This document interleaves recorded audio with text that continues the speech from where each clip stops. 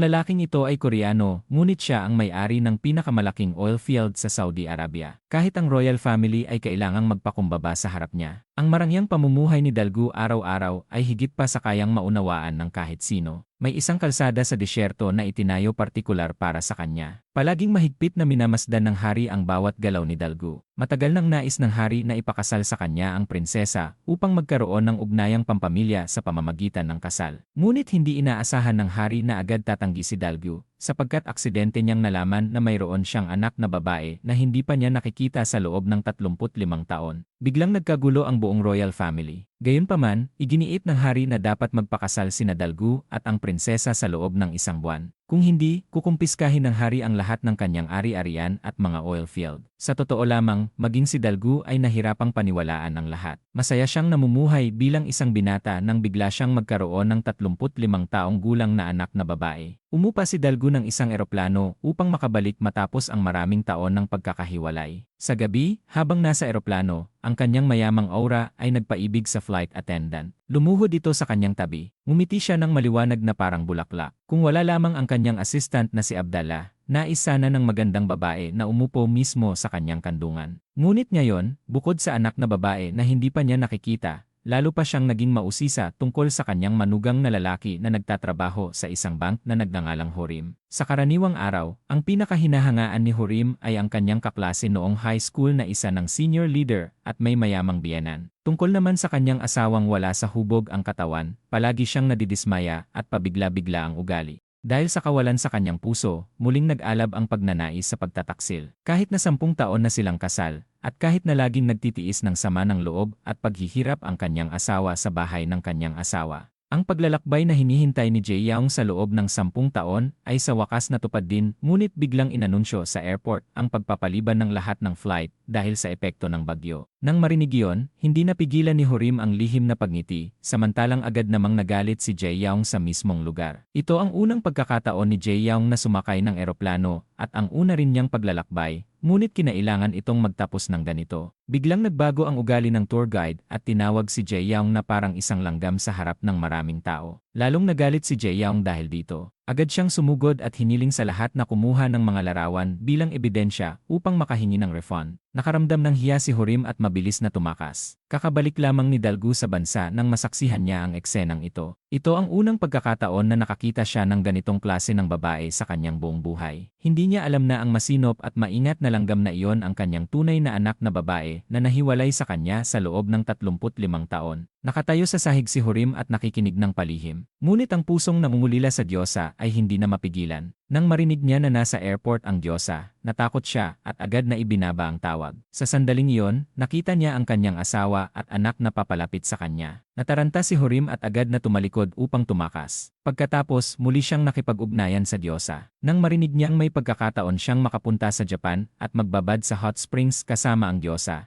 naging kasing saya siya ng isang binatang bagong umiibig. Hindi niya alam na may isang mahalagang taong nakaupo sa tabi niya. Totoo ngang nakakapagod din ang pagtataksil. Hindi man sila magtinginan, nauunawaan nila ang maliliit na iniisip ng bawat isa bilang mga lalaki. At sa gayon, nagkasalubong lamang sina Dalgu at ang kanyang anak na babae na parang dalawang estranghero. Hanggang sa gabing-gabi, nakita niya ang isang maliit na batang babae na nakasuot ng pulang damit. Iniisip ni Dalgu ang hitsura ng kanyang anak noong ito ay bata pa. Kaya lumapit siya at nakipagsayaw sa batang iyon. Samantala, hindi pa rin natutupad ang hiling ni Jae Young. Pagbalik niya, tinawanan at minaliit ang kanilang pamilya ng kanyang biyenan at hipag. Hindi siya ipinagtanggol ni Hurim at sa halip ay tumakas. Kinabukasan, pumunta si Abdallah sa detective upang kunin ang impormasyon tungkol sa anak na babae ni Dalgu at aksidenteng nalaman ang tungkol sa pagtataksil ng manugang. Naisave ng detective ang lahat ng impormasyon kaugnay ng kabit sa isang memory card. Ngunit wala itong interes si Abdallah at kinuha lamang niya ang mga dokumentong may kaugnayan sa anak na babae ni Dalgu bago umalis. Nagkataon na ang Diyosang may relasyon kay Hurim ay kapangalan ni Jae Young. Nang dumating si Hurim sa lugar ng kanilang pagkikita na may dalang sariwang bulaklak, dalawang Jae Young ang lumitaw roon. Kasabay nito, dumating din ang sasakyan ni Dalgu. Naisip niya sa kanyang sarili kung siya nga ba ang kanyang anak. Hindi kailanman inakala ng Earl na ang kanyang tunay na anak na babae na hindi pa niya nakikita ay malulugmok ng buhay at maging ganito katanda at tuyot ang anyo. Ang simpleng pagkain ng murang baka kasama ang kanyang anak ay pakiramdam niya ay isang napakasarap na pagkain sa buong mundo. Samantalang ang kanyang asawa ay nakikipagkita sa iba sa isang high-class restaurant,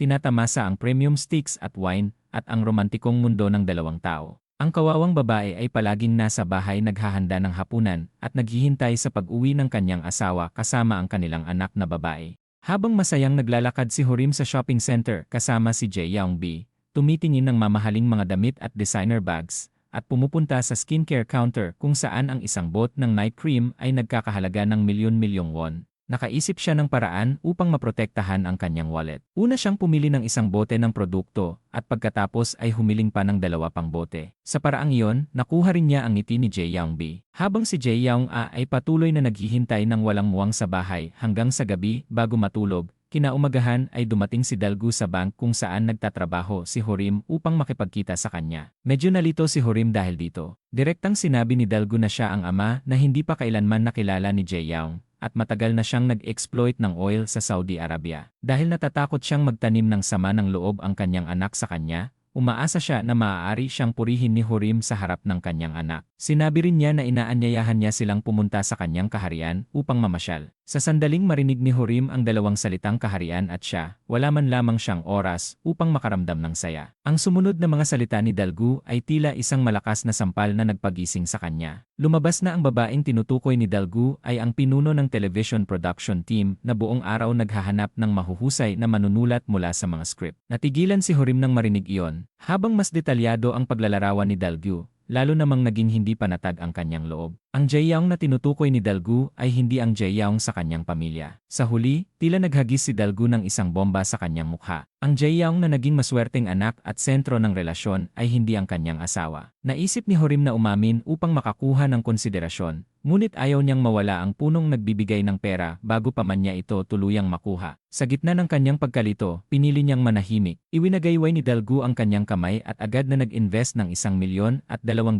sa bank, at personal pang hiniling na ilipat ito sa pangalan ni Hurim. Ang hindi inaasahang tuwa ay nagbigay daan upang ang isang taong dating parang punching bag tulad ni Hurim ay biglang sumikat sa buong kumpanya. Maging ang direktor ay siya ang unang isinasaalang-alang. Ngunit nang ikwento ni Hurim kay Dalgu ang tungkol sa sitwasyon ng pamilya, inilarawan niya ang kanyang malupit at mabagsik na ina bilang isang mabuti at tapat na biyenan. Sa katotohanan, ito ay isang sugarol na buong araw nagsusugal at naghihintay lamang kay Jae Young-i na umuwi mula sa trabaho upang magluto. Kahit na nagugutom ang kanyang apo, shrimp noodles lamang ang kayang kainin ng bata. Ang hipag na nakatira sa ibaba ay madalas ding pumupunta sa kanilang bahay nang walang paalam upang kumuha ng mga gamit. Nang marinig ni Dalgu na ang kanyang anak ay walang sariling ina at kailangang tumira kasama ang biyenan at hipag, naunawaan na niya agad ang kalagayan nito. Madalas sabihin ng mga tao na walang problemang hindi kayang solusyonan ng pera. Isinama ni Dalgu si Hurim sa mga designer store upang pumili ng mga damit para sa kanyang anak. Isang kasuotan pa lamang ay nagkakahalaga na ng milyon-milyong won. Labis ang pagkagulat ni Hurim, kaya naman tuwing may itinuturo o tinitingnang damit si Dalgu, ipinapabalot niya ang lahat upang dalhin. Ito raw ang paraan ng tamang pamumuhay. Sinabi ni Dalgu kay Hurim na matutong masanay sa aristocratic na buhay. Pagkatapos ay dinala niya si Hurim upang baguhin ang kanyang anyo. Matapos magsukat ng iba't ibang kasuotan ng ilang ulit,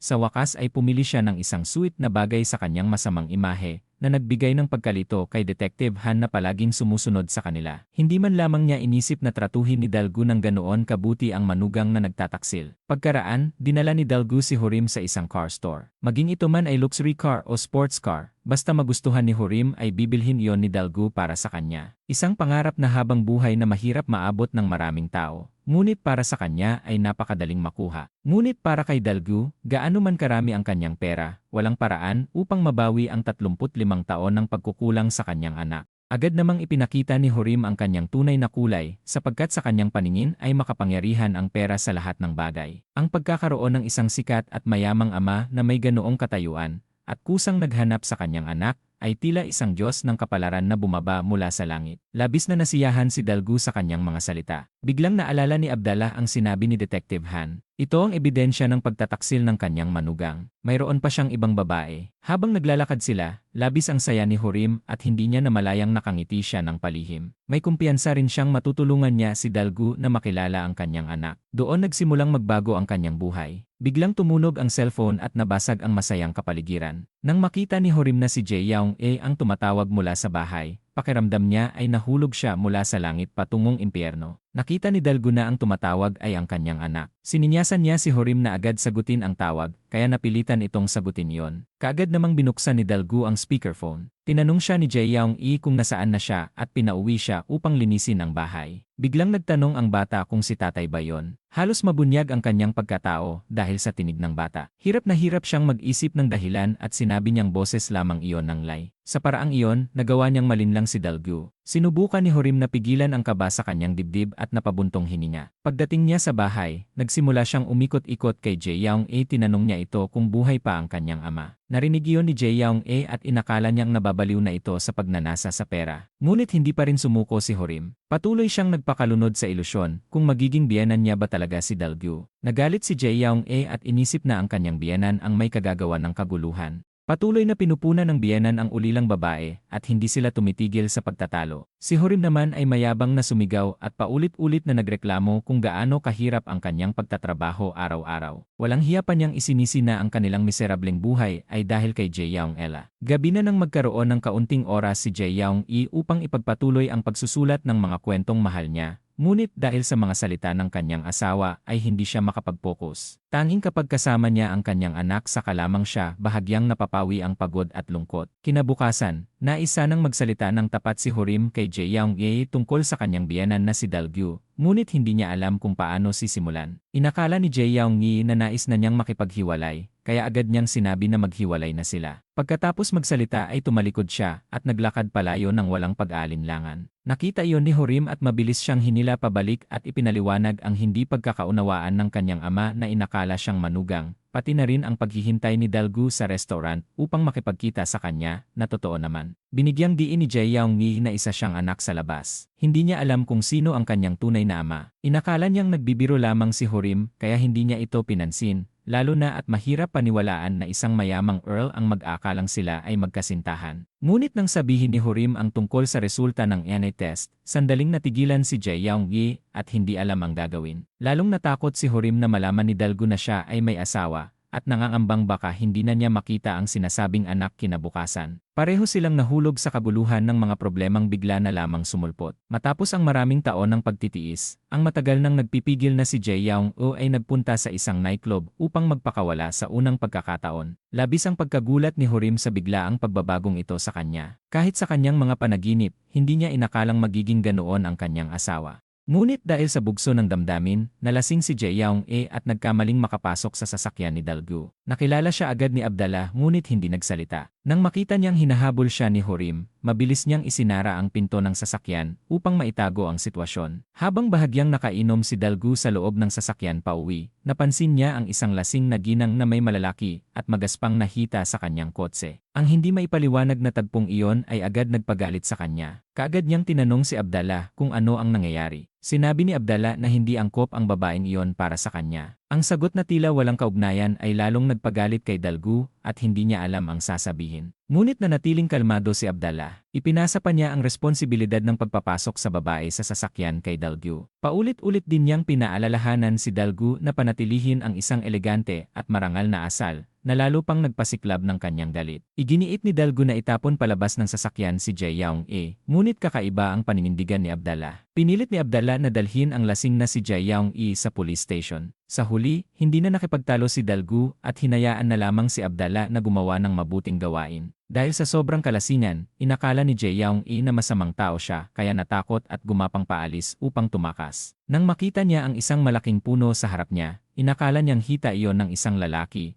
at mahigpit niya itong niyakap at ayaw pakawalan. Marahil dahil sa malapit na ugnayang dugo, hindi napigilan ni Dalgu na lumapit at tulungan siyang makatayo. Ngunit hindi niya inaasahang suntukin siya nito at saka tumakbo palayo ng walang sabi-sabi. Samantala, sinabi lamang ng hipag na nagkikrave siya ng steamed dumplings. Inutusan agad ng biyenan ang manugang na gawin yon. Dahil walang sariling pamilya si Jae-young-e na masasandalan, tahimik niyang tiniis ang lahat. Sinabihan pa ng biyenan ang kanyang anak na umuwi at hintay na lamang na maluto ang pagkain. Hindi lamang hindi tumulong ang biyenan, kundi patuloy pang namimintas. Nang matapos ni Jae Young-il ang pag-steam ng dumplings, matagal nang nakatulog ang biyenan. Dinala niya ang nilutong dumplings sa kanyang hipag at sa huli ay isang kahon ng kimchi na hindi nito kinain ang ibinalik sa kanya. Hindi pa nito nakalimutang magpaalala na sa susunod ay kimchi dumplings naman ang gawin. Napilitan si Jae Young-i na pigilin ang galit, habang si Jae Young-i ay masayang may hawak na mga bulaklak upang makipagkita sa mayamang ama. Sa unang pagkikita ng mag-ama, medyo mahiyain si Jae Young-i ngunit may bakas ng lungkot. Mula pagkabata ay hindi niya alam kung sino ang kanyang ama. Sa sandaling iyon, tunay niyang inisip na si Dalgu sa kanyang harapan ang kanyang tunay na ama. Matagal na niyang hinihintay ang pagmamahal ng isang ama, kaya hindi niya namalayang tinawag niya itong ama. Nakaramdam ng kakaibang pakiramdam si Dalgu, ngunit agad siyang nag-adjust. Halos masira ang maayos na kapaligiran nang mapunta ang usapan sa manugang. Nang ilabas ni Dalgu ang isang larawan, napagtanto ni Jae Young-i na ang babaeng may hawak na sanggol sa larawan ay hindi ang kanyang ina. At ang namatay na ina ng sanggol na binanggit ni Dalgu ay hindi tumutugma sa kanyang inang nasa ospital. Lubos siyang natakot. Tinanong ni Dalgu ang tungkol sa amang binabanggit ng kanyang ina. Nais din niyang malaman, ngunit ang baliw na ina ay kakaunting impormasyon lamang ang maibigay. Sinabi ng kanyang ina na ang kanyang ama ay matangkad at napakayaman. Nagulat si Dalgu. Sa isang pangungusap lamang ay tuluyan siyang nabunyag. Sapagkat noon, si Dalgu ay isang mahirap na binatang nasa pinakailalim ng lipunan,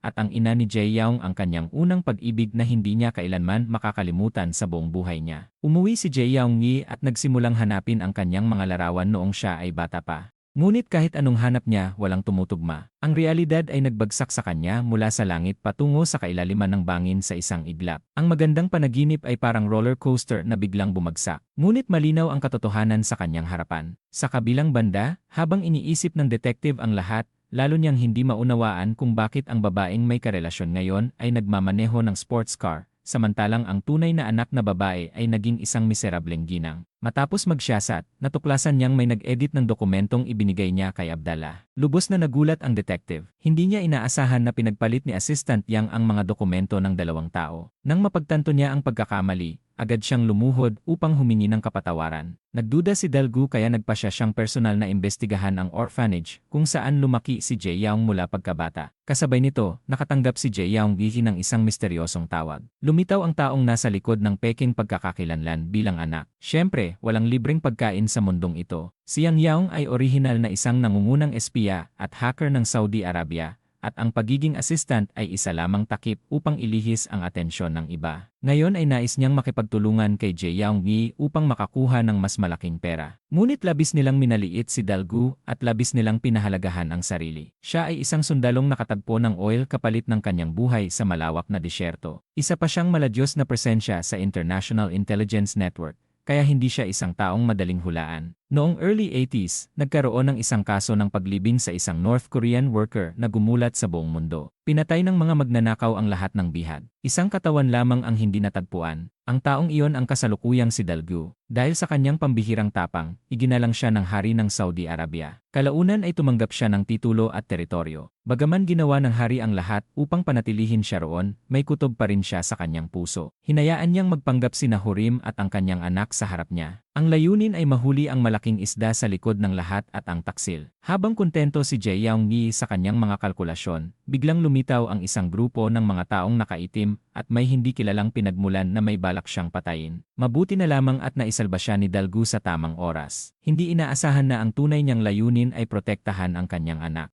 Matagal nang binabantayan ng mga politiko sa Saudi Arabia ang kanyang napakalaking ari-arian upang maiwasan ang anumang hindi inaasahan. Nais ni Jae Young-i na akitin si Hurim at magpanggap na tunay na pag-ibig. Samantala, si Jae Young-il ay tahimik lamang na kumakain ng 2 pirasong chicken legs at umiinom ng beer. Mula sa malayo ay binabantayan ni Abdallah ang kanyang kaligtasan. Habang pinagmamasdan ang inosenteng prinsesang ito, naging napakalambot ng kanyang mga mata. Matapos kumain at uminom, naalala ni Jae Young-i na nakalimutan niyang dalhin ang kanyang wallet. Napabuntong hininga si Abdallah at tumakbo upang tumulong. Umupo rin siya at nagkunwaring kumakain ng noodles. Nakita ni Jae Young-i si Abdallah na parabang nakakita ng tagapagligtas. Lumapit siya upang magtanong ngunit nag-atubili. Napansin niyon ni Abdallah, kinailangan niyang maghanap ng dahilan upang tulungan siya ng hindi halata, at kusa pa siyang nagbigay ng tip. Labis na naantig si Jaeyoung. Sa kabilang banda, matagal na nag-alinlangan si Horim. Sa huli, ginamit niya ang dahilan na may sakit ang kanyang anak upang makatakas sa pagkakatali sa diyosa. Ngunit tuluyan siyang naguluhan. Pag-uwi ni Jaeyoung,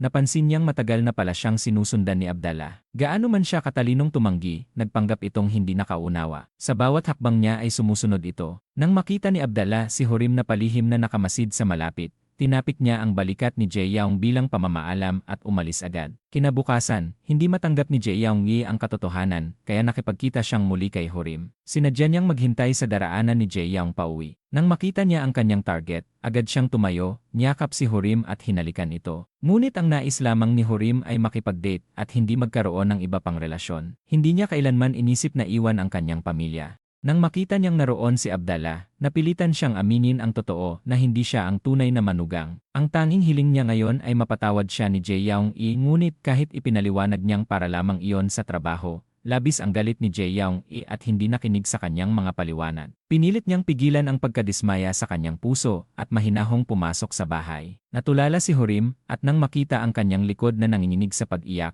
nalugmok siya sa pagsisisi at wala siyang magawa. Pagdating sa bahay ni Jaeyoung, binalikan niya sa isip ang paglitaw ni Jaeyoung, ang kapangyarihan sa likod ni Dalgyu, at ang katotohanang ang asawa ni Horim ay kapangalan din niya. Isang nakakabahalang hinala ang sumagi sa kanyang isip kaya tinawagan niya si Yang Yang. Ang sagot ay eksaktong tulad ng kanyang iniisip. Lumabas na ang tunay na manugang ay totoo at siya ang peke. Hindi niya matanggap ang katotohanan. Paano magiging ginang ng isang pamilya ng Taekwon ang isang babaeng minamaliit ng lahat? Kasabay nito, nagsalita ng tapat si Dalgyu kay Abdallah. Tinanong niya kung siya ba ay kaaway nito, ngunit sinabi lamang ni Abdallah na kaibigan ng kanyang ama si Dalgyu at labis niya itong hinahangaan. Nagbigay ng huling babala si Dalgyu dahil anak siya ng kanyang kaibigan at ito na ang kanyang huling pagkakataon. Kinaumagahan, sinubukan ni Jaeyoung na maging kalmado at umupo upang makipag-usap kay Horim. Kung ang taong iyon sa labas ang kanyang tunay na pag-ibig, papayag siyang makipagdiborsyo. Nataranta si Horim at agad itong itinanggi. Nakita iyon ni Jaeyoung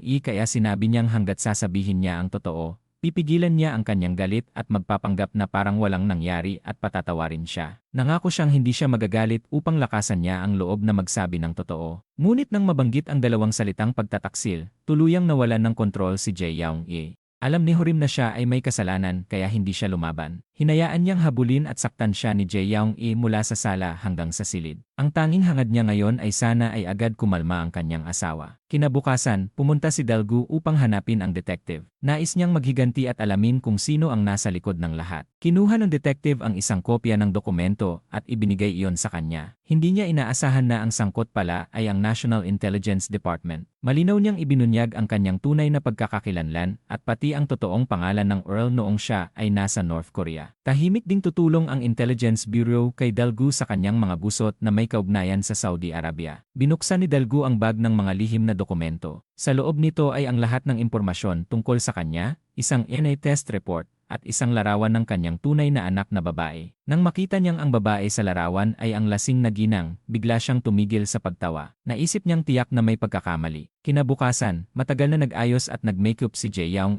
upang maghanda sa isang laban. Ngunit ang isang taong nasa gitnang edad ay kailangang magtiis ng maraming hirap sa pag-aasawa. Paano siya makapaghahambing sa isang mayabang na babaeng office worker? Matatag siyang pumasok sa gusali. Lahat ng kanyang galit ay nakatipon sa kanyang mga palad. Nakita ni Jaeyoung nakakaiba ang kanyang katahimikan. Ngunit makalipas ang isang segundo, ang lubos nitong kumpiyansa at pagkamapang-api ay durog ang nag-aalab na si Jaeyoung sa laban ng dalawang babae. Ang mas nagbibigay pansin ang siyang mas nasasaktan. Pagkaalis ni Jaeyoung malalim ang ngiting ipinakita ni Jaeyoung Paglabas ni Jaeyoung sa pinto, hinawakan niya ang rehas ngunit hindi niya mapakalma ang sarili. Muli siyang tinawagan ni Jaeyoung si Horim. Walang tahanan ng ina na maaaring balikan si Jaeyoung bumalik siya sa orphanage. Ngunit ang bahay na may tagas ay inulan buong gabi. Maging ang lumang sapatos na 10 taon ng suot ay tila nagtaksil sa kanyang may-ari. Tinanggap ni Horim ang paanyaya ng Diyosa at mukhang labis ang pananabik. Ngunit tila napakakalmado ng kabilang panig. Dahil biglang kumabog ang kanyang puso, naalala niyang minsan siyang umibig sa Diyosa. Ngunit hindi niya inakala na masasaktan niya ang kanyang asawa. Kaya sinabi niyang ayaw niyang masaktan ang ina ng kanyang anak. Sa katotohanan, matapos ang maraming araw ng peking pagsasama at pakikisama, natuklasan niyang wala silang pagkakatulad sa ugali at pagpapahalaga sa buhay. Noon lamang niya napagtanto na malaki ang kanyang pagkakautang kay Jae-young-e at nagpasya siyang sabihin ang lahat kay Dalgu. Ngunit hinamon siya ni Jae-young-e na gawin yon sapagkat alam niyang hindi siya ang tunay at isa lamang siyang piyesa sa laro. Personal na pumunta si Dalgu sa orphanage upang alamin ang tungkol sa kanyang anak. Ngunit hindi niya inaasahang malalaman na mula pagkabata ay inaasam na ni Jae-young ang kanyang ama. Nang maunawaan ng ibang mga ulila na wala silang mga magulang, si Jae-young ay matigas na naniniwalang balang araw ay hahanapin siya ng kanyang ama. Kaya tuwing dumidilim, umuupo siya sa ilalim ng puno at naghihintay sa loob ng 10 taon. Labis siyang naawa sa kanyang anak. Ngunit bago pa matapos magsalita ang headmaster, narinig niya si Jae-young-e na malakas na minumura ang puno. Nang makita ang ganoong matalas na babae, napakunot ang noo ni Dalgu at hindi niya maunawaan ang nangyayari. Sinabi ng headmaster na kung may pinakamagaling sa chismis at pakikipagtalo sa orphanage, iyon ay si Jae-young-e. Matapos ilabas ang galit, umupo siyang mag-isa sa ilalim ng puno gaya ng dati. Mula sa malayo ay pinagmamasdan ni Dalgu ang kanyang anak. Bagaman hindi pa niya lubos na tanggap, hindi niya malabanan ang hatak ng dugo. Sinubukan niyang magmukhang kalmado at saka dahan-dahang lumapit sa likuran ng kanyang tusong anak at kumuha ng isang hibla ng buhok nito. Sa pagkakataong ito, nais niyang tiyakin mismo ang katotohanan.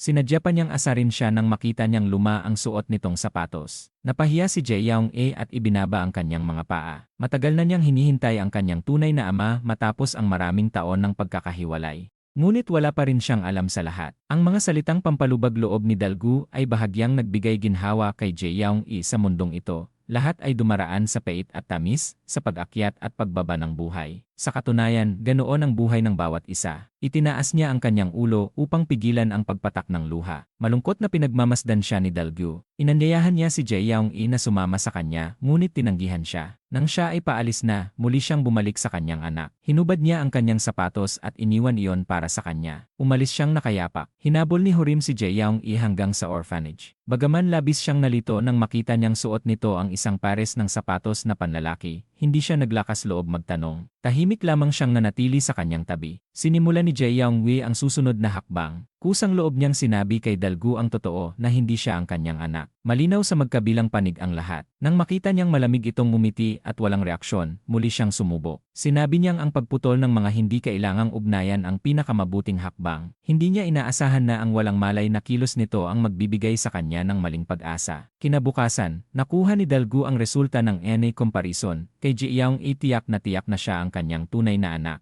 Agad siyang nagalit dahil ang tunay niyang manugang ay nilaro siya sa loob ng maraming araw. Diretsong pumunta si Dalgu sa bank kung saan nagtatrabaho si Hurim at natakot ito ng husto na hindi man lang makahinga ng malakas. Hindi inaasahan, hinablot ni Dalgu si Hurim at kinaladkad palabas na parang isang aso. Kahit pa gumamit si Hurim ng mga tusong paraan upang makatakas, sa huli ay hindi siya nakatakas sa kanyang mga paa. Isinakay si Hurim sa sasakyan habang wala pa ring malinaw na nauunawaan. Ngunit sa sandaling iyon, may pagnanais si Dalgu na pumatay. Sumumpa siyang papanagutin ang basurang ito para sa kanyang anak. Sa takot, kumapit si Hurim sa seatbelt at ayaw bumitaw. Patuloy siyang humihingi ng tawad dahil sa pagpapanggap bilang manugang. Ngunit labis ang galit ni Dalgu sa oras na iyon. Ipinagpatuloy ni Dalgu ang pagtatanong kung mayroon ba siyang passport. Ngunit inisip ni Jae-young-e na minamaliit siya nito. Nais sana ni Dalgu na magpaliwanag, ngunit habang lalo siyang nagpapaliwanag, lalo lamang nagiging mali ang sitwasyon. Paulit-ulit na gumagalaw ang kanyang dalawang daliri, dahilan upang mainis at lalong mabigo si Jae-young-e kaya hinawakan niya ang kamay nito at iniikot pabalik. Noong bata pa siya, pinapanood niya ang mga magulang ng kanyang mga kaibigan na isa-isang sumusundo sa kanilang mga anak. Sa huli, siya na lamang ang natira. Ang maliit niyang katawan ay natatakpan lamang ng kanyang bag habang tinatakpan ang ulo. Sanay na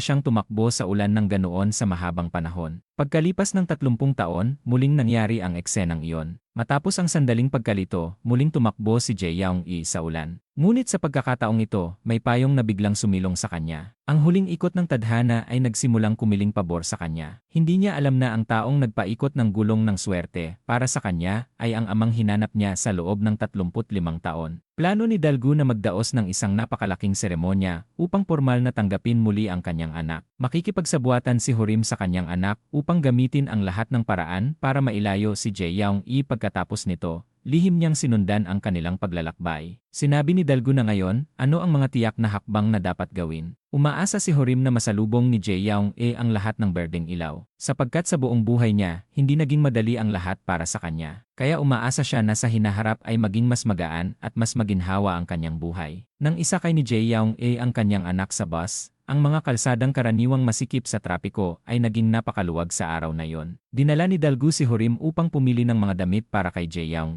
Hindi inaasahan na kahit siya ang asawa, hindi niya alam kung ano ang gusto ng kanyang asawa. Hindi pa niya ito kailanman nakitang bumili ng damit. Karaniwan, kapag nasa bahay ito, lagi itong magulo. Galit na galit si Dalgu at nais niyang patayin agad si Hurim. Kaya nagpasya siyang bilhin ang lahat ng damit sa tindahan. Pagkatapos ay naglagay ng 70% diskwento at hinintay si Jae-young na malayang makapili. Labis ang pagkagulat ni Hurim at hindi siya makapagsalita. Nang makita ni Jae-young ang karatulan ng diskwento, agad siyang pumasok sa tindahan upang magsukat. Ngunit iginiit ni Hurim na matipid siya, kaya tiyak na hindi ito gagastos upang bumili. Ngunit sinabi ni Abdallah na bago naging tiyahin ang isang babae, isa muna siyang babae. Dahil sa mga salita ni Abdallah, hindi na nakapagtutol si Hurim. Nakalimutan pa nga niyang ang kanyang asawa ay minsang naging isang dalagang mahilig sa kagandahan. Nag-alok si Dalgu na bigyan siya ng isang palumpon ng mga bulaklak upang mapasaya at maipagmalaki si Jae-young sa harap ng lahat. Kinakabahang minasdan ni Dalgu ang reaksyon ni Jae-young habang tinatanggap ang mga bulaklak. Ngunit hindi inaasahan, mabilis na dumating si Hurim at sinamantala ang pagkakataong iyon upang pasayahin ang kanyang asawa. Mas kahanga-hanga pa ang kanilang anak. Hinikayat ng maliit na bata ang kanyang mga magulang na lumabas ng magkasama. Nagwagi si Hurim at agad siyang lumapit upang yakapin si Jae-young. Galit man siya, taimtim siyang humingi ng tawad. Mula sa loob ng sasakyan, nasaksihan ni Dalgu ang eksenang iyon at wala siyang nagawa kundi sumpein si Hurim. Lumambot ang puso ni Jae-young at sa wakas ay tinanggap ang mga bulaklak na ibinigay ni Hurim. Samantala, nananatiling determinado si Jae-young na hindi sumuko. Naghahanap siya ng pagkakataong makalapit kay Dalgu. Siyempre, hindi siya tatanggihan ni Dalgu. Hindi na matiis ni Abdallah ang kanyang nakikita, kaya mabait niyang pinaalalahanan si Dalgu.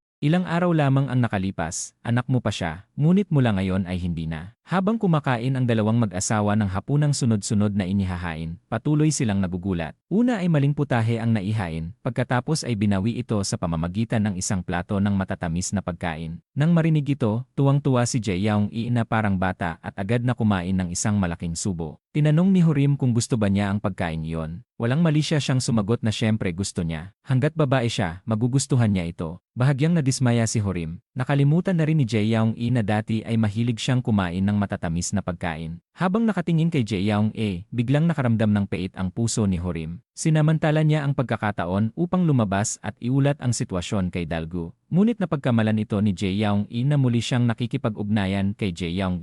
Sinubukan ni Hurim na magpaliwanag. Ngunit habang lalo siyang nagpapaliwanag, lalo lamang siyang nagkakamali. Dahil sa nakaraang pagtataksil, hindi na siya mapagkatiwalaan ni Jae-young sa huli. Napagpasyahan ni Jae-young na wala ng lunas ang kanilang sitwasyon. Nang malaman ni Dalgu na napagalitan si Hurim, labis siyang natuwa at kusa niyang niyakap si Jae-young. Pagkatapos ay pinlano ni Dalgu ang susunod na hakbang sa pag-unlad ng kanilang dalawa. Anong babae ang hindi maaakit sa alindog ng isang matagumpay na lalaki? Habang iniisip ni Jae-young kung dapat pa ba niyang ipagpatuloy ang kanilang kasal, napuno ang kanilang bahay ng mahahalagang bagay. Mga palamuting yari sa purong ginto at isang mamahaling sasakyan na hindi matukoy ang tatak. Napakarami ng mga ito kaya pati ang mga kapitbahay ay nagtipon upang manood. Nang makita ng biyenan at hipag ang eksenang iyon, labis silang namangha. Isang mayamang ama ang tila bumagsak mula sa langit. Ang buong bakuran ay napuno ng mga mamahaling sasakyan at mahahalagang gamit. Ngunit nang buong tuwang sinabi ni Dalgu na siya ang kanyang ama, tinanong siya ni Jae-young kung ano ang ginagawa niya roon. Malinaw na ang ama ng kabit ng kanyang asawa ang dumating upang kilalanin siya bilang anak. Hindi agad ito matanggap ni Jae-young nang mapansing hindi maganda ang takbo ng sitwasyon. Sinubukan ni Hurim na tumakas ngunit tinawag siya pabalik ni Dalgu. Nang marinig iyon, wala siyang nagawa kundi manatili. Biglang nagsimulang magtanong si Jae-young lumitaw si Dalgu matapos ang 35 years. Ang tanging naiisip niya ay baka kailangan nito ng puso, o kaya ay atay, o marahil bato, o kung ano paman. Tinanong ni Dalgu kung hindi ba niya nakikitang napakalusob niya. Pagkatapos ay tinanong ni Jae-young kung bakit ama siya ni Jae-young noon at ngayon ay naging ama na rin niya. Galit na itinuro ni Dalgu si Hurim at inakusahan siya, at si Jae Young-i na nagkunwaring mag-asawa upang lokohin siya. Hindi na hinintay ni Jae Young-i na makapag-react dahil ang dalawa ay patuloy na nagsisihan. Nagkunwari siyang kalmado, tumayo, at inutusan ang mga bisita na umalis. Nang tumingin siya kay Hurim, lalo siyang nagalit. Direkta niya itong pinalayas. Pagkalabas ni Dalgu, hinarang siya ng biyenan at hipag ni Jae Young-i kahit sa panaginip ay hindi nila inakalang mayaman pala ang kanilang koneksyon. Walang hiya silang nagpakumbaba at nambola. Napilitan si Dalgu na labagin ang kanyang konsensya at purihin sila bilang magaganda at mapagmahal. Pagkatapos niyang magsalita, siya man ay nakaramdam ng pagkasuka. Itinulak pa ng biyenan ang kanyang anak palapit kay Dalgu upang mapatibay ang kanilang ugnayan. Kinabukasan, sinubukan ni Dalgu at Abdallah na kumbinsihin si Jae Young-i na bumalik sa bansa. Ngunit narinig iyon ni Hurim sa labas. Lumalabas na ang tunay na layunin ni Dalgu sa pagbawi sa kanyang anak ay upang tulungan siyang protektahan ang kanyang ari-arian. Kaya kahit kailanganin niyang dukutin ito at dalhin pabalik, gagawin niya. Kung hindi, maglalaho ang lahat ng kanyang pag-aari. Matapos malaman ang katotohanan, agad na hinarap ni Hurim si Dalgu. Alam niya kung gaano kahirap para kay Jae Young-i na maghintay ng napakaraming taon para sa kanyang ama. Hindi mabilang na malulungkot na hapon ang ginugol niya na mag-isang nakaupo sa tuod ng puno sa gilid ng kalsada habang naghihintay. Sinubukan ni Dalgu na itago ang pait at nagkunwaring walang sasabihin, kaya hindi napigilan ni Hurim ang kanyang galit. Ang kasalukuyang tagumpay ni Dalgu ay itinayo sa ibabaw ng malungkot na pagkabata ni Jae Young-i. Ang malungkot na pagkamatay ng kanyang ina ang nag-iwan sa kanya bilang ulila. Hanggang ngayon ay kailangan pa niyang makatagpo ng isang taong tulad ni Hurim at pagdaanan ang napakalungkot na buhay. Hindi na kinaya ni Dalgu na makinig pa. Ngunit nagpatuloy si Hurim at tinanong kung kapag dinala niya si Jae Young-i, makakasama ba niya ito habang buhay. Tahimik na inamin ni Dalgu ang hinala ni Hurim. Sa huli, magbibigay lamang siya kay Jae Young-i ng isang halaga ng pera at muli na naman itong iwan. Gayunpaman, naniniwala si Dalgu na kaya niyang ibigay sa kanyang anak ang lahat ng bagay. Samantalang ang isang taksil na asawang tulad ni Hurim ay maliit na halaga lamang ng pera ang nais kaya nagkunwari itong asawa ng ibang babae. Anong karapatan mo na husgahan ako? Patuloy silang nagbanggit ng masasamang katangian ng isa't isa ng walang awa. Sa sandaling iyon, nagsalita si Abdallah at sinabing pareho silang hindi karapat-dapat na managot. Pareho nilang iniwan ang kanilang asawa at anak dahil sa pera. Dahil sa mga salita ni Abdallah, kapwa sila natahimik. Tila may punto ang sinabi niya kaya agad namang sinabi ni Hurim na hindi na kailangang mag-alala. Siya mismo ang mananatili sa tabi ni Jae Young-i upang pagbayaran ang kanyang pagkakamali. Hindi na niya hahayaang magdusa pa ito. Pagkatapos mangako ni Hurim, agad siyang tumalikod at umalis. Labis ang pagkagulat ni Dalgu sa kanyang ginawa. Sa sandaling iyon, tila hindi na niya kayang tumayo. Sa gitna ng pagkataranta, napansin niyang nawawala ang kanyang baton. Labis na nagsisisi si Hurim sa kanyang asawa. Namumula ang kanyang mga mata at halos pumatak na ang mga luha. Magdamag na nagbantay si Jae Young-i habang binabalikan ang mga liham na ipinadala nila ng kanyang ina noong sila ay bata pa. Ang larawan ng mag-ina na magkasamang umaasa sa isa't isa ay tila kahapon lamang. Bawat selyo na maingat na idinikit ay simbolo ng pag-asa nilang mag-ina para sa ama. Ngunit sa kasamaang palad, wala na ang minamahal na yon. Ang manugang na madalas apihin ay biglang naging ginang ng isang bilyonaryo. Nagsimulang magbago ang ugali ng hipag at sinubukang magpalakas ng loob sa kanya. Pati ang pagtatapon ng basura ay ginawa na rin dahil natatakot na mapagod siya. Narinig ng biyenan ang ingay at lumabas upang samahan ang kanyang anak. Ang layunin ay alamin kung ano ang ginagawa ni Dalgu. Hindi sila pinansin ni Jae Young-i at tumalikod na lamang. Bago pa siya makapag-isip ng malinaw, hinarang siya ni Abdallah. Ikinuwento nito ang kasalukuyang kalagayan ni Dalgu. Totoong napakalaki ng kayamanan ni Dalgu at mahirap itong isipin, ngunit marami ring nais pabagsakin siya upang maagaw ang lahat. Ang paglitaw ng kanyang pamilya sa panahong ito ay nangangahulugan na kailangan niyang protektahan ang isa pang tao. Ngunit gaano man pilitin ni Abdallah na kumbinsihin si Jae Young-i, hindi madaling maalis ang mga sugat sa kanyang puso. Bilang anak ni Dalgu, saan man siya magpunta ay may mga bodyguard na sumusunod. Lalong nainis si Jae Young-i bago pa siya makaupo, tumawag si Dalgu. Nais nitong dalhin niya ang baton na nasa kanyang bahay. Ngunit habang mas ipinapakita ni Dalgu ang halaga nito,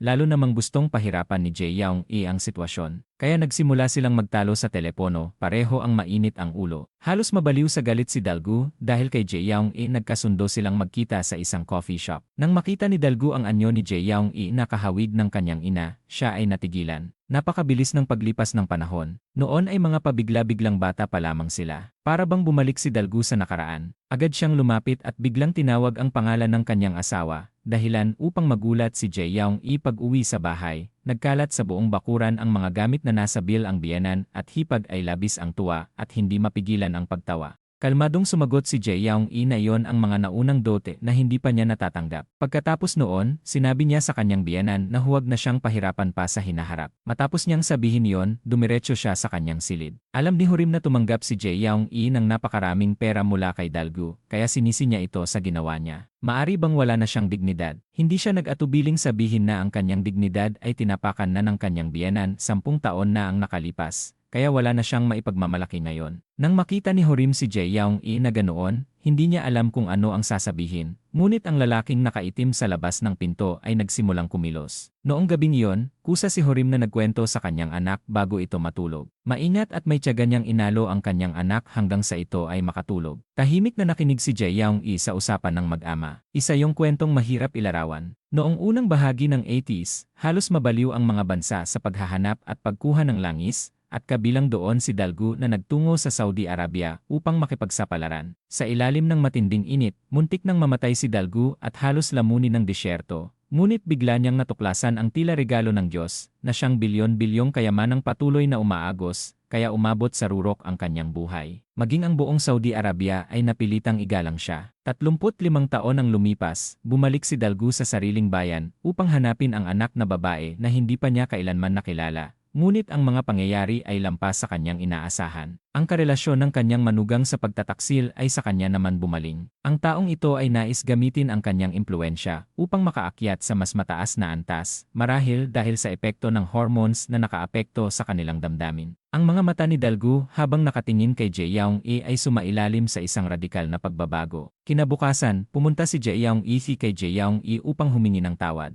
Kasabay nito, yumuko siya ng 70 degrees, umaasang kalimutan ni Jae-young-i ang nakaraan at makipag-usap ng maayos. Bago yon, pinuntahan ni Jae-young-i si Hurim at sinabihang hikayatin si Jae-young-i na pumirma ng kontrata bilang screenwriter para sa Ye. Pinuri niya si Jae-young-i dahil sa natatangi nitong talento sa pagsusulat. Ang Ye ang nangungunang entertainment group sa bansa. Ang mapabilang sa hiri ay pangarap ng bawat manunulat. Si Hurim, na nakaupo sa tabi ni Jae-young, ay hindi alam kung paano magsisimula. Hindi niya inaasahan na matagal nang nakatanggap si Jae-young-i ng imbitasyon mula sa direktor ng Ye. Pareho nilang naalala si Jae-young-i. Sinabi ni Hurim na nakipagkita siya kay Jae-young-i noong araw na yon. Ang pinakamahalaga pa rin sa kanya ay ang saloobin ni Jae-young-i. Nangako si Hurim na siya na ang gagawa ng lahat ng gawaing bahay upang matupad ni Jae-young-i ang kanyang pangarap. Si Abdallah ay nakatayo sa labas at maingat na minamanmanan ang sitwasyon sa loob ng bahay. Paglingon niya, nakita niyang may isang taong nakaitim na palihim na nagmamasid sa labas. Nang makita ni Jae-young-i na malapit nang matapos ang pananatili ni Dalgu sa Saudi Arabia, ginamit niya ang katuwiran na tutulungan ang anak ni Dalgu na tuparin ang pangarap nito upang akitin si Dalgu na bilhin ang Ye. Matapos harapin ang lahat ng hadlang, naghanda si Dalgu na mag-invest ng napakalaking halaga upang mapabuti at mapalawak ang Ye sa lahat ng aspeto. Nanumpa siyang lilikha ng isang Hollywood sa Korea at labis na natuwa ang mga shareholders ng kumpanya. Tanging si Jae-young-i ang hindi alam ang gagawin at nanatiling tulala. Hindi niya inaasahan na ang mayamang ama na ayaw niyang tanggapin ay siya na ngayong boss na nakaupo sa itaas niya. Nang malaman ni Jae-young-i ang katotohanan, nais niyang kanselahin ang kontrata. Ngunit hindi niya kayang bayaran ang napakalaking halaga ng paglabag sa kontrata.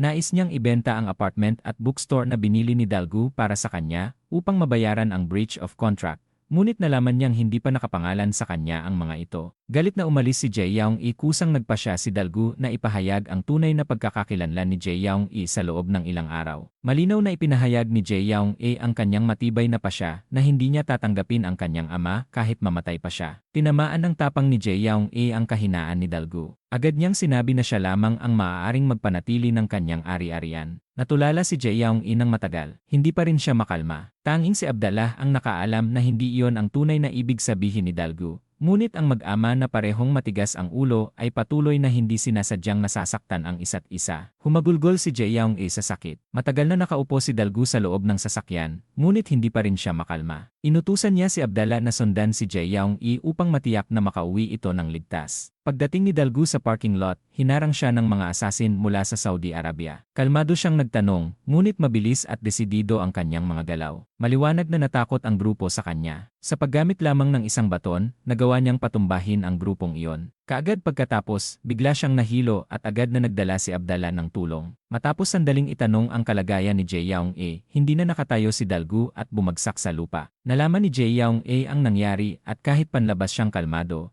inilabas niya ang lumang larawan ng kanyang ina at tuluyang napaiyak. Para bang may dalawang tinig na nagtatalo sa kanyang puso. Marahang pinapayuhan siya ng kanyang ina na ilabas ang lahat ng bigat na kinikimkim niya. Kahit pilit niyang nilalabanan, hindi siya naging manhid sa damdaming nananatili sa kanyang puso. Lubos siyang nalungkot dahil dito. Sinamantala ni Jae Young-yi ang pagkakataon upang dalawin si Dalgu. Ang kanyang pag-iyak ay hindi maitago ang masamang balak. Tila ngumiti si Dalgu ngunit hindi siya nagbigay ng sagot. Si Jae Young-il ay nanatili sa bahay at patuloy na nagtrabaho upang maibsan ang kanyang nararamdaman. Ngunit masiglang inako ng kanyang biyenan ang mga gawaing bahay. Natatakot ang kanyang biyenan na siya ay mapagod kaya pinapunta siya sa sofa upang magpahinga. Maagang dumating ang hipag at maalalahaning sinabihan si Jae Young na mag-focus lamang sa pagsusulat ng script. Itinago ni Horim kay Jae Young-il ang pagpunta niya kay Dalgu. Ngunit sa sandaling magsalita siya ay lalo lamang siyang nakakainis. Sinabi niyang napapalibutan ng mga kaaway si Dalgu dahilan upang magalit ito. Hindi alam ni Horim na ang kanyang mga salita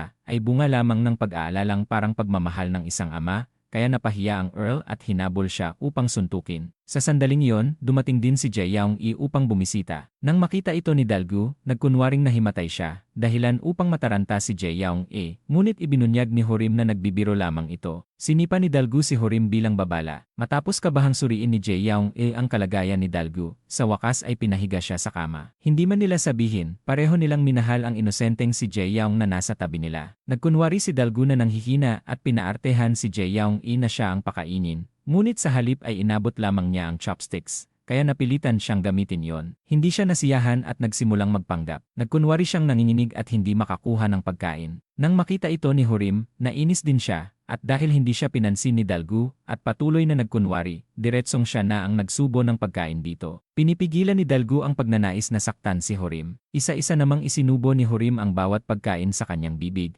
Natatakot na may mahalatang kakaiba si Jae Young-i sa unang pagkakataon. Naramdaman ni Dalgu ang malasakit ng isang anak at taos-pusong humingi ng tawad kay Jae Young-i para sa nangyari noong nakaraan. Nanindigan si Jae Young-i sa kanyang desisyong hindi pumunta sa Saudi Arabia. Ang simpleng dahilan ay ayaw niyang gumawa ng anumang makikinabang si Dalgu. Marahil dahil sa edad, hindi na siya tinakot ni Dalgu. Bukod sa mga taong laging may pansariling interes, naroon din si Yang Yang mula sa Saudi Arabia na lihim na nakikipagtagisan sa National Security Agency. Hindi niya inaasahan na bawat galaw niya ay minamatyagan ng detective. Sa huli, tinanggap ni Jae Young-il ang posisyon bilang tagapag-alaga ni Dalgu. Pagdating nila sa ospital para sa follow-up check-up, ang magkatulad nilang presensya ay nagpalapit sa kanilang damdamin bilang mag-ama. Hindi na malayang ang baton ang naging tulay ng kanilang pag-uusap. Para kay Dalgu, ang baton ang naging matalik niyang kaibigan sa gitna ng panganib. Ang disyerto ay hindi lamang nagtatago ng itim na langis, kundi pati ng mga makamandag na insekto tulad ng scorpion, ahas at alupihan. Mas nakakatakot pa kapag walang tubig, walang pagkain at nawawala ang direksyon. Sa mga sandaling iyon, ang walking stick ang tanging kaibigang tumutulong kay Dalgu na manatiling nakatayo. Ang mag-ama na 35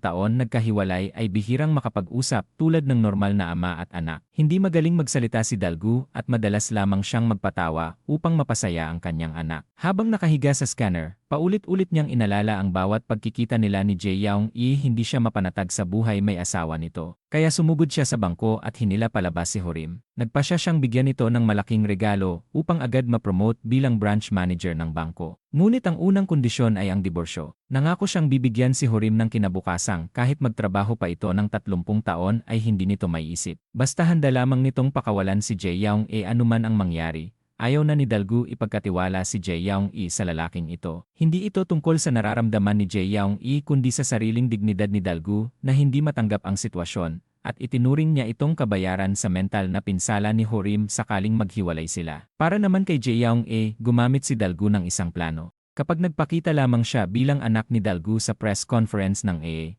maaari na niyang piliing tuluyang mawala si Dalgu sa kanyang buhay pagkatapos. Nag-isip sandali si Jae Young-i at pumayag. Tila payapa ang lahat sa ibabaw, ngunit sa ilalim ay may kumikilos na alon. Pinuntahan niyang iyon si Jae Young-i at inutusang akitin ang taong nasa tabi ni Jae Young-i upang umalis sa oras ng press conference. Kung hindi, babawiin ang 3 bilyong won na naipadala na sa kanya noon. Naganap ang press conference ayon sa plano. May malaking plano si Dalgu. Sa unang pagkakataon, inamin niya ang kanyang tunay na pagkakakilanlan sa Korea. Nyanig nito ang stock market. Ngunit kumpara sa tuluyang pagkawala ng kanyang mga ari-arian, napilitan si Dalgu na gawin ang mapanganib na hakbang na ito. Nasa tabi niya si Hurim upang tulungan si Jae-young-e na maibsan ang tensyon. Sa sandaling iyon, ginamit ni Jae-young-e ang dahilan upang kausapin siya tungkol sa isang bagay. Ikinuwento ni Dalgu sa media ang babaeng minahal niya noon. Bagaman hindi sila nagkatuluyan at pumanaw ito, nag-iwan ito ng isang anak na babae para sa kanya. Kinabahan si Jae-young-e na tila lalabas ang kanyang puso sa dibdib. Biglang may isang lalaking lumitaw upang kumpirmahin ang kanyang pagkakakilanlan. Hindi pa nakikita ni Dalgu ang kanyang anak at agad siyang pumasok upang suriin ang sitwasyon. Nang makitang matagumpay ang plano, umalis si Yang Yeon ng may pagmamalaki. Nawalan ng bakas ang detective sa lokasyon nito. Sa kabutihang palad, nakita sa kamera ng gusali ang eksena ng pagkakadakip kay Jae-young-e na gitngit sa galit si Dalgu. Ang pagkawala ni Jae-young-e ay nagpagulo sa kanyang isipan at lalo niyang kinamuhian si Hurim. Inutusan niya si Abdallah na humingi ng tulong sa National Security Agency. Gustong may gawin ni Hurim ngunit wala siyang magawa. Pinutol ni Yang Yeon ang lubid na nakagapos sa mga paa ni Jae-young-e.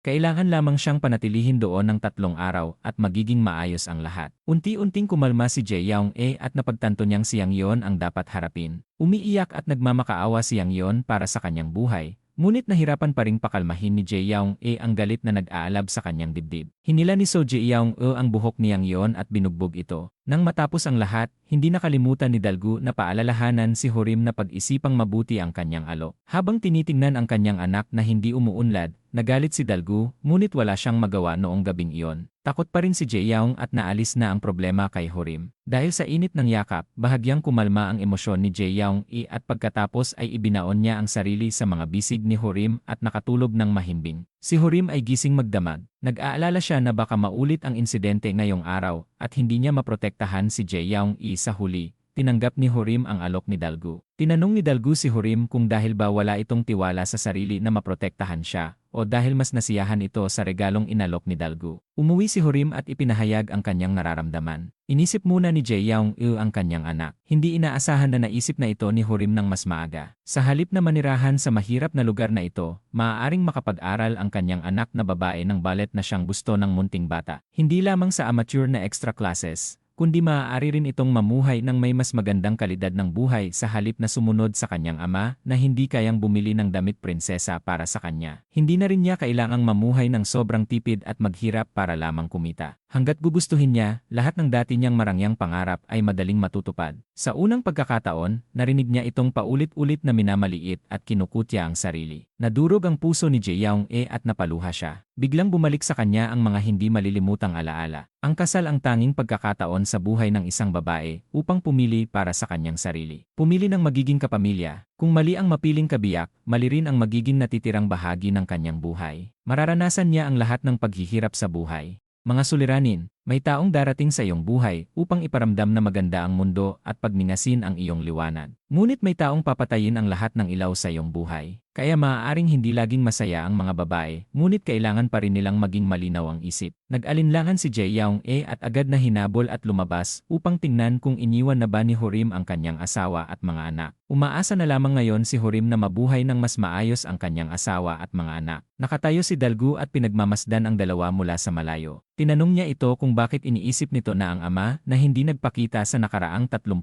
taon ay mas mabuti kaysa sa kanya. Hindi dahil hindi gusto ni Jae-young-e ang pera, ngunit para sa kanya, si Hurim ay pamilya. Ang pamilya ay hindi maaaring paghiwalayin. Matigas na hiniling ni Jae-young-e kay Hurim na manatili sa kanyang tabi, kaya hindi na nito kayang lokohin pa ang sarili. Nagalaw ang damdamin ni Dalgu nang makita ang mag-asawang naglalaro sa unahan at ang naghihintay pala sa kanya ay ang lahat ng kanyang ari-arian sa Saudi Arabia ay inambag sa public fund. Ngayon ay naging isang kawawang mahirap na lalaki siya. Ang mayamang si Dalgu ay naging mahirap sa loob lamang ng isang gabi kaya pumunta siya upang tumira sa kanyang anak na babae na buong taon na binubuli ng pamilya ng kanyang asawa. Nagulat si Jae-young-e kaya agad niya itong pinayuhan at sinabihan na huwag ipaalam sa kanyang biyenan na wala na siyang natitira. Hindi inaasahan na pagdating pa lamang ay nakipagtuos na si Dalgu sa kanyang malupit na biyenan. Ang napakaraming food bills ay umabot sa 2 bilyong won. Humingi si Dalgu ng 2 bilyong won bilang dowry para sa kanyang anak. Sinimulan niyang ipaglaban ang hustisya para sa kanyang anak. Nang sila ay ikasal, walang alahas, ni wala man lamang bride price. Marami siyang sinabi na nagpagulo sa malupit na biyenan at halos kalahating araw itong nag-atubiling magdepensa. Ngunit hindi siya tinantana ni Dalgu at pinuna ang palagi nitong malupit na pagtrato sa kanyang anak. Sinabihan niya itong lumayo sa kanyang anak sa hinaharap at sinabi na mananatili muna siya rito. Mabilis na hinanap ni Hurim ang bank manager upang bawiin ang kanyang resignation letter. Nang malaman niyang hindi pa ito na ipapasa, tuwang-tuwa siya na parang bata at pinunit ang sulat at agad na nagsimulang magtrabaho. Pag-uwi niya mula sa trabaho at makita ang kanyang biyenan sa bahay, nagulat si Hurim. Nang biglang lumabas si Abdallah, lalo siyang nagulat. Mabilis na hinanap ni Hurim ang kanyang asawa, ngunit nalaman niyang mahirap na ngayon si Dalgu. Hinila siya ni Dalgu pabalik at sinabing wala na siyang natitira. Binalaan ni Dalgu si Hurim na hindi na ito maaaring makakuha pa ng kanyang pera. Ang dalawang taong hindi gaanong magkasundo ay nagkasundo na huwag banggitin ang tungkol sa pagpipilit ni Dalgu noon na maghiwalay ang dalawa. Si Abdallah ay mabilis na naging masipag at maaasahang housewife ni Jae Young-i sa unang pagkakataon sa kanilang buhay, magkasamang umupo upang kumain ang mag-ama. Sa kanilang mga salita ay makikitang tunay na nasasabik si Dalgu. Nang makita niyang nagsandok si Jae Young-i ng pagkain para sa kanyang anak, ginaya rin niya ito. Binigyan niya si Jae Young-i ng hipon, ngunit hindi niya alam na may allergy ito sa hipon. Nakonsensya si Dalgu at sinubukang kunin muli ang hipon, ngunit iginiit ni Jae Young-i na kakainin niya ito. Ito ang pagmamahal ng ama na matagal niyang inasam. Matapos lunukin ang pagkain, nagkatinginan ang mag-ama at nagtawanan. Pareho nilang naramdaman ang puso ng isa't isa. Pagkatapos kumain ay nagkaroon ng allergic reaction si Jae Young-i at nangati ang buong katawan niya, ngunit napakatamis ng kanyang pakiramdam.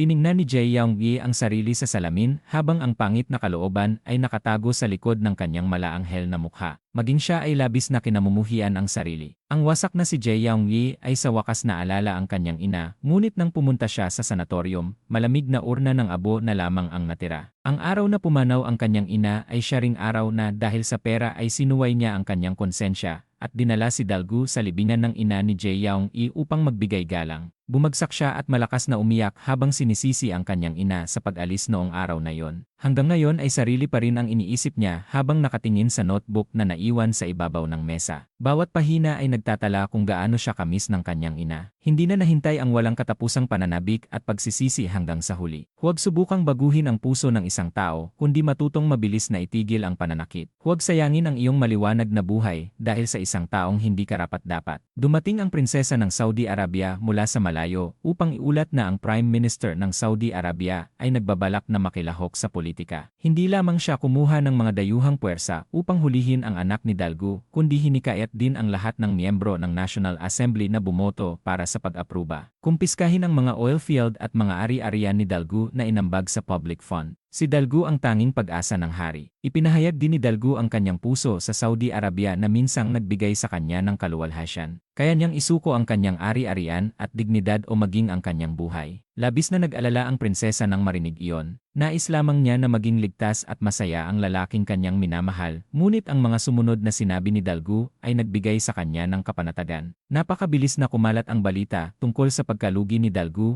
at sinakop ang lahat ng news sites at agad na nagbago ang ugali ng biyenan at hipag. Ginamit ni Dalgu ang sarili niyang paraan upang pagaanin ang lungkot ng kanyang anak. Mas nag-aalala si Jae Young-i tungkol sa kanyang sugat sa ulo maraming taon na ang nakalipas. Nag-usap ang mag-ama tungkol kay Dalgu noong kabataan nito. Noong panahong iyon ay malubha ang kanyang pinsala sa ulo, ngunit walang naging paggamot. Sa pagtakas mula sa Delft niya natuklasan ang oil field na tila isang himala. Naging mausisa si Jae Young-i kung mayroon pa ba siyang ibang kapatid sa ama. Sinubukan itong itanggi ni Dalgu. Iisa lamang ang dahilan. Malungkot niyang tiningnan si Jae Young-i para bang ang babaeng minahal niya noon ay ngayon ay nakaupo sa pagitan ng dalawa. Sana ay tumigil ang oras sa napakagandang sandaling iyon. Ang dalawang lalaking nasa tabi ni Jae Young-i araw-araw. Bawat isa ay nagsasabi ng tig-isang pangungusap kaya hindi siya makapagsulat. Wala ni isa sa kanila ang mapagmasid. Ang isa ay umaawit at ang isa ay nagbibigay ng vocal harmony ayon sa script. Galit na galit si Jae Young-i kaya pinagalitan niya ang dalawa nang sila ay lumabas. Halos sumabog si Jae Young-i kaya ang ginawa niya ay nagreklamo sa kanyang kaibigan na ang kanyang mayamang ama ay kakalabas lamang kamakailan at biglang naging mahirap. Inisip niya na sa pagkakataong ito ay magkakaroon siya ng pwesto sa pamilya ng kanyang asawa, ngunit hindi niya inaasahan na madaragdagan pa ang problema. Ano man ang sabihin ni Jae-young-e ay palaging nakangiti ang diyan at nakatingin sa kanya. Maging si Jae-young-e ay hindi inaasahan na 2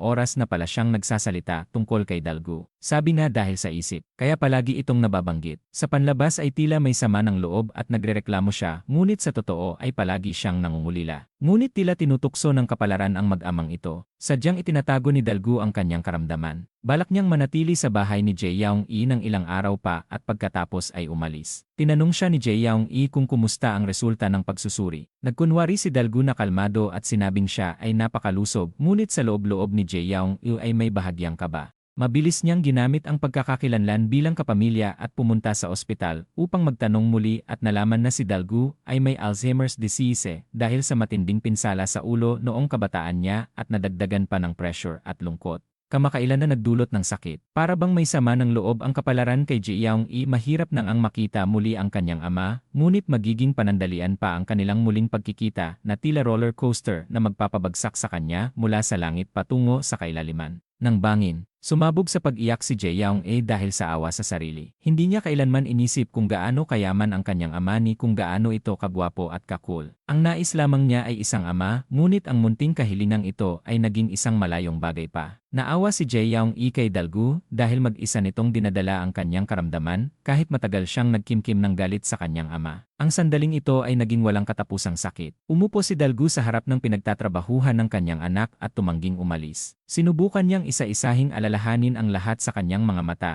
dahil natatakot siyang makalimutan ang lahat tungkol kay Jae-young-e pagsapit ng gabi. Kumatok si Jae-young-e sa pintuan ni Dalgu at inilabas ang regalong inihanda niya para rito. Kahit hindi ito brand name ay regalo niya yon mula sa maraming taon na ang nakalipas. Noon pa niya gustong bilhin yon ngunit hindi niya kaya. Sinasabi ng lahat na kapag natanggap ang unang buwang sahod ay bibili ng underwear para sa mga magulang. Ito rin ang kanyang malayong pangarap. Ginamit ni Jae-young-e ang kanyang unang buwang sahod bilang writer upang bilhan si Dalgu ng underwear na matagal na niyang minamata. Kumuha si Dalgu ng isang pulang underwear mula rito. Ang masaganang pagmamahal ay naipahayag sa mga salita. Talagang nagustuhan niya yon at magalang pang nagpasalamat sa kanyang anak. Pinilit pigilan ni Jae-young-e ang kanyang mga luha at mabilis na umalis ngunit tinawag siya muli ng kanyang ama. Nagpose si Dalgu upang pasayahin siya. Sa sandaling ito ay tahimik na napuno ng pagmamahal ang mag-ama. Hindi na nakapagpigil si Jae-young-e, bumuhos ang kanyang mga luha na parang ulan. Narinig ni Hurim ang kanyang pag-iyak at labis na nalungkot. Noong gabing iyon ay hindi natulog si Dalgu kundi umupo at tumingin sa maliwanag na buwan sa labas ng bintana. Naramdaman niya ang kaligayahang hindi pa niya naranasan kailanman. Ang malungkot na mayamang tiyuhin ay may Alzheimer's disease. Ang tanging hindi niya mapanatag ay ang kasal ng kanyang anak. Sadyang ginising ni Dalgu si Hurim sa kalagitnaan ng gabi. Habang inaalala kung paano siya umibig at nagpakasal kay Jae-young, nilasing niya si Hurim. Hindi na unawaan ni Hurim ang nangyayari kaya uminom siya ng uminom. Ngunit wala talagang balak si Dalgu na pigilan siya. Malamig lamang niyang pinanood si Hurim na uminom hanggang sa mawalan ito ng malay. Kaawa-awa ang puso ng isang magulang. Ginamit ni Dalgu ang sarili niyang paraan upang mapagsabi ng totoo si Hurim habang ito ay lasing. Sinabi ni Hurim na itinuturing niya si Jae-young-e bilang isang likas na presensya sa kanyang buhay. Napakalikas nito hanggang sa hindi niya napansin ang kahalagahan niya at hindi niya kailanman inisip ang pagdurusang maidudulot ng kanilang kasal sa kanya. Nangako si Hurim na gagawin niya ang lahat sa hinaharap at humingi ng kapatawaran. Binigyan siya ni Dalgu ng isa pang pagkakataon. Sino ang mag-aakala na ang paraang ito ay magpapaalala kay Dalgu na noon ay ginamit din niya ang ganitong paraan upang linlangin si Jae-young-e. Totoo nga na habang tumatanda ang luya ay lalo itong nagiging maanghang. Sa kanyang husay magsalita ay ilang pangungusap lamang ang ginamit niya upang mahikayat si Hurim. Nauutal si Hurim at iginiit na taos puso ang kanyang mga salita. Inakala niyang madali niyang nalampasan ang pagsubok sa pagsasabi ng totoo. Ngunit hindi niya inaasahan na marami pang mabibigat na physical training ang naghihintay sa kanya. Lalo nitong pinahirapan si Hurim na mahina na ang katawan. Matapos ang ilang ehersisyo ay labis siyang napagod. Ngunit wala pa ring balak si Dalgu na patawarin siya. Labis na napahiya si Hurim nang pumasok siya sa trabaho. Kahit sukdulan na ang pagod ng kanyang katawan, dahil sa kanyang sweldo ay kailangan pa rin niyang magtiyaga hanggang sa huli. Walang pakialam si Dalgu sa nakaraan at direktang pinuntahan si Jae-young-e at sinabing isa siyang cactus na hindi man lamang namamalayan iyon. Marahil ay nakita niya ang sarili niya noong kabataan. Naramdaman ni Dalgu na tila isinasapanganib lamang niya ang kanyang buhay sa patuloy na pagtakbo pasulong.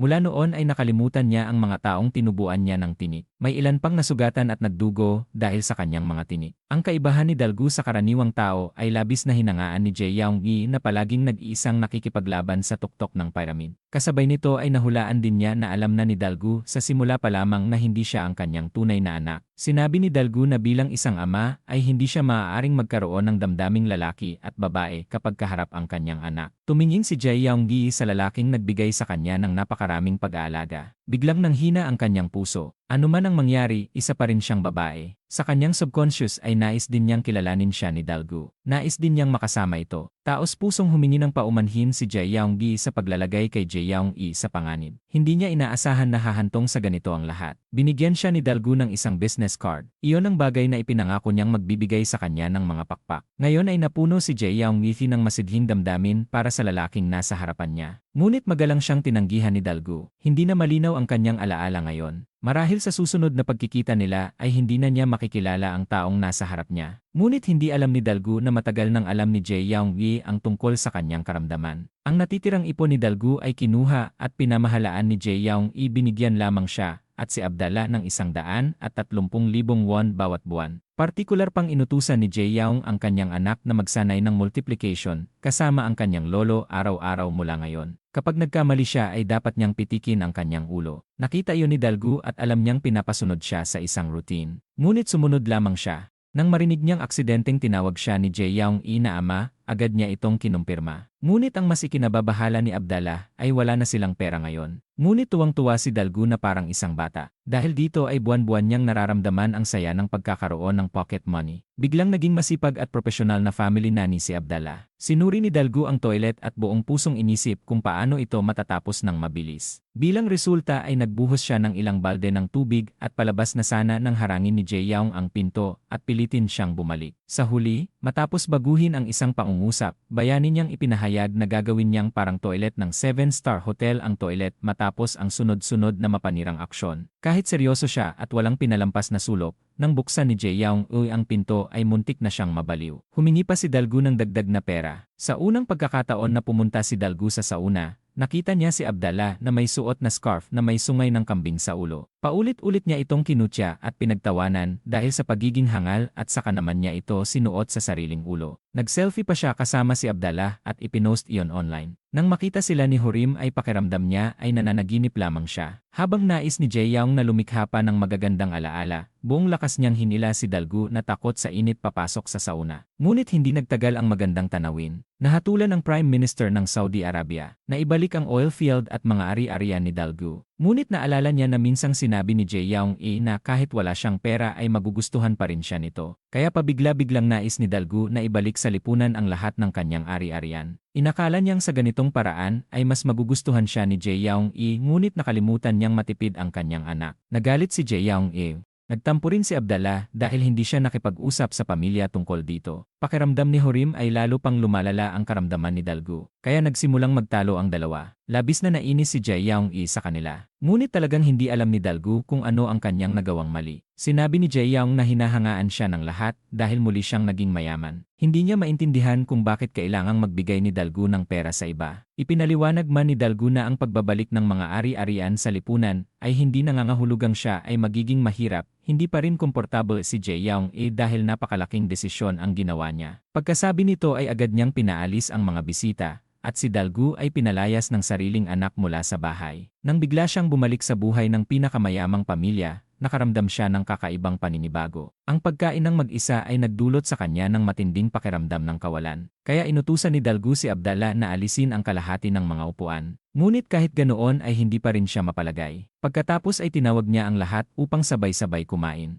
Ngunit hindi pa rin naging masarap ang pakiramdam. Sa kabilang panig, maagang naghanda ng almusal si Jae Young-i kinabukasan. Inihanda pa rin niya ang mga kubyertos para sa 5 tao. Masaya si Hurim dahil umalis na si Dalgu. Nakahina siya ng maluwag. Ngunit pagkasabi pa lamang niya nito ay sumagot agad si Jae Young-i at sinabing 15 taon niyang tiniis ang kanyang biyenan nang hindi nagsasalita. Kaya hindi niya pinahihintulutan si Hurim na magsalita ng ganoon tungkol sa kanyang ama. Paulit-ulit na humingi ng paumanhin si Hurim. Ginugol ni Jae Young-i ang kanyang libreng oras sa internet sa paghahanap ng mga artikulo tungkol sa Alzheimer's syndrome. Si Dalgu naman ay nasa bahay at sabik na naghihintay ng tawag ng kanyang anak, labis ang pagkabahala at pagkayamot. Nang makita niyang tumatawag si Jae-young-il ay dali-dali siyang nagkunwaring maayos ang kalagayan. Ngunit narinig lamang niya na nais nitong alamin ang kanyang kalagayan nitong mga nakaraang araw. Agad niya itong pinapunta upang siya ay masuri. Nang hindi pa tapos magsalita si Jae-young-il ay mabilis siyang nagdagdag ng isa pang pangungusap na maaari rin siyang pumunta sa bahay nito ngayon.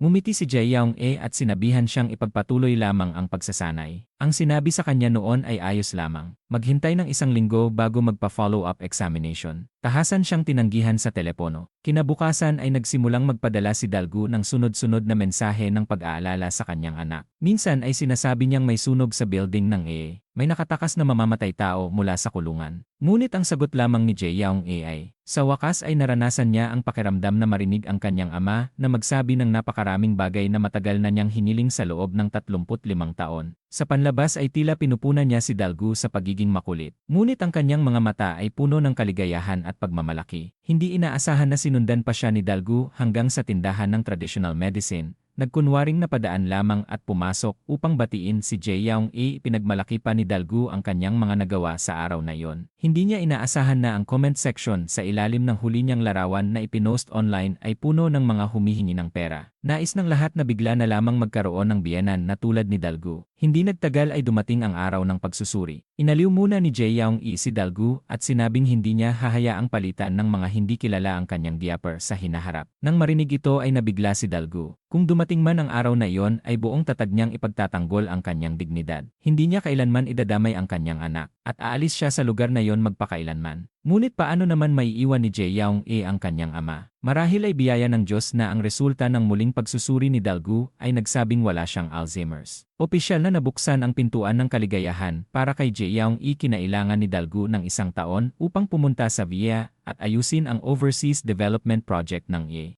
Nais niyang samantalahin ang pagkakataong ito upang dalhin si Jae-young-il sa ibang bansa at makapag-aral pa upang matupad ang pangarap ng kanyang anak. Sa pagkakataong ito ay buong pusong sinuportahan ni Hurim ang kanyang asawa at nangakong magsisikap din siya upang umunlad at alagaan ang pamilya at anak. Ngunit nakakagulat na biglang ibinigay ni Dalgu kay Hurim ang posisyon ng Financial Administrator ng isang Overseas Development Project na tila pagbibigay sa kanya ng pagkakataong patunayan ang sarili. Hindi inaasahan na walang pag-aalinlangan itong tumanggi. Patutunayan niya ito sa pamamagitan ng sariling pagsisikap. Dahil sa kilos na ito ay nagkaroon ng ibang pagtingin si Dalgu sa kanya. Sa isang iglap ay lumipas ang 1 taon at nakatanggap ang direktor ng postcard na ipinadala ni Jae-young-il. Kahit malapit na siyang umuwi ay nais pa rin niyang gamitin ang paraang ito upang iparamdam sa direktor ang kanyang pagbabago. Bawat larawan ay nagpapahayag ng hindi mabilang na pagsisikap ni Jae-young, isang 36 na taong gulang na babae na nakatakas sa pagkakagapos ng pamilya. Sa wakas ay umasa siya sa kanyang talento upang baguhin ang dating miserable niyang buhay. Ang kasalukuyang Jae-young-il ay naglalabas ng ganda ng kaalaman, may tiwala sa sarili at malayang pag-ugali, at nagtataglay ng positibong enerhiya sa paligid. Nagunahan ang mga pangunahing television station upang kapanayamin siya tungkol sa kanyang makabagbag damdaming artikulo na nagtagumpay kahit huli na. Sa kabilang panig, magkasamang nagsikap si Hurim at ang kanyang pamilya araw-araw at hindi tumigil sa pagpapabuti ng sarili. Sa kumpanya, ginagampanan niya ang isang napakahalagang papel. Tahimik na kumatok ang tagumpay sa kanilang pintuan. Kahit magkalayo ang mag-asawa, pareho silang nagsusumikap para sa mas mabuting buhay. Sa panayam, buong pusong nagpasalamat si Jae-young-il sa suporta ng kanyang asawa. Ibinuos ni Hurim ang lahat ng damdamin para sa kanyang asawa sa mas malalim na pagmamahal para sa kanyang anak. Isang araw, nagbihis siya ng formal upang pumasok sa kumpanya bilang paghahanda sa nalalapit na pagtatagpo. Inakala ng lahat sa grupo na may relasyon siya sa iba. Si Bim Tae lamang ang tahimik na nagbigay ng lakas ng loob sa kanya. Tiningnan ni Hurim ang oras at nagmadaling pumunta sa paaralan upang sunduin ang kanyang anak nang bigla niyang marinig ang dalawang magulang. Pinagtatawanan nila ang ama ni Jae-young-il na isang oil billionaire. Sinabi pa nila na iniwan umano ni Jae-young-il ang kanyang anak sa kanyang asawa at umalis, na wala raw siyang kakayahan at masama ang ugali. Nagsulat lamang daw siya ng kung ano-anong artikulo upang matawag na manunulat. Hindi na ito nakayanan ni Hurim. Galit siyang lumapit upang kumprontahin ang dalawang babae. Sinabi niya na kung maaaring sunduin ng ama ang anak, ang ina rin ang nagsilang dito. Hindi ba maaaring ang ama ang sumundo? Kung hindi man sumundo ang asawa ninyo, hindi ibig sabihin na may iba na agad. Pagkatapos ay tinanong niya kung tunay ba nilang kilala ang kanyang asawa. Alam ba nila ang kanyang pagkatao o nakausap man lang ba nila ito? Paano sila nakapagsasalita ng ganoong mga walang katuturang salita? Biglang lumitaw si Jae-young-il at narinig ang buong usapan.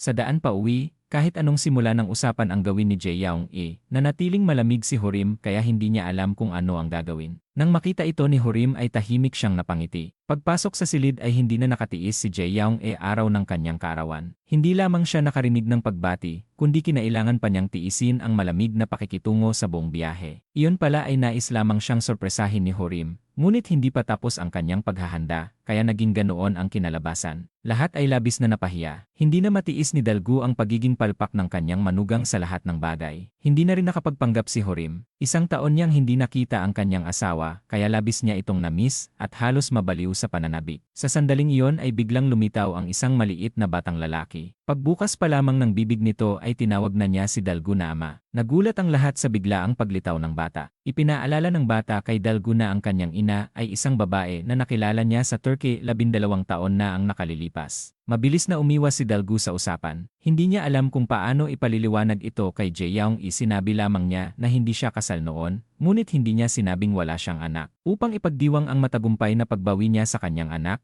tinawag ni Dalgu ang lahat ng kanyang mga kamag-anak upang sumakay sa isang private plane patungong Saudi Arabia. Ngunit hindi inaasahan na sinalubong sila ng malakas na bagyo sa gitna ng paglalakbay. Nasira ang eroplano at tuluyang nawalan ng kontrol hanggang sa bumagsak sa dagat. Ang buong grupo ay inanod ng alon papunta sa isang abandonadong isla. Narinig nila ang mga alulong sa isla at sa isang iglap ay natigilan ang lahat sa takot. Dito nagtatapos ang serye. Maraming salamat po sa patuloy na pagsuporta sa Nilagang Money. Hanggang sa muli.